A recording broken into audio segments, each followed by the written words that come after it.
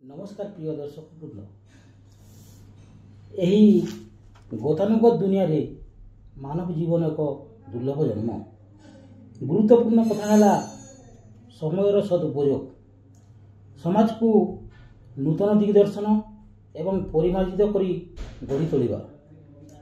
व्यस्तता घेरा जीवन रे अनेक किछि अछि, कला, क्रीड़ा, संस्कृति इत्यादि। जीवन तो दिन आसी दिन जीव, सेतिपई एमिति काम करिबा जहाँकि स्मृति होई चिरदिन रहिबो।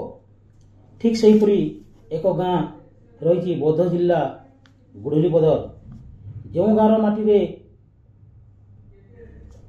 भरी रही त्याग, कला, क्रीड़ा एवं संस्कृतिर बासना।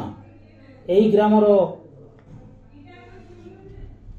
सिने जगतर प्रसिद्ध कलाकार स्वर्गत पद्मश्री साधु मेहर, प्रसिद्ध वीणाकार पुरंदर महाकुड़ एवं उषावती हरणर विचित्र महाकुड़ बलभद्र मेहर, जहाँकि 70-80 दशक बहुत ख्याति अर्जन करथिला।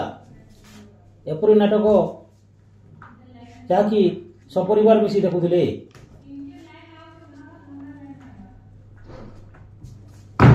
तंबानाग कारीगरी क्षेत्र में यह ग्राम प्रसिद्ध अटे। सही ग्रामर एक छोट कलाकार मु मोहन मुरली नायक।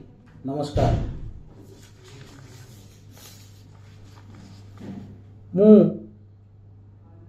बहुत गुड़े कविता लिखुची।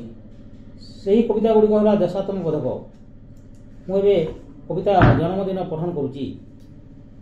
जन्मदिन लागू मथारे ज्ञान चंदन, जन्मदिन करें विश्व कल्याण, जहाँ पाई धराधामे अवतरण, प्रथमे करुची तांकु बंदाण, करिछि देवतुल्य अतिथि को निमंत्रण, घेन ए मूढ़र सादर अभिनंदन, बयसर दर्पणे कर समीचीन, असत पथ छाड़ी सत्पथे हो आगमन, हृदय भाईचारा रखी कर समीकरण, राते पिता माता स्मरी कर ठाकुर दर्शन, काहाकु न दियो व्यथा कारण, दान धर्म कर यही दिन कर पण, शपथ नियो सरबे दुनिया रे कर नवीकरण।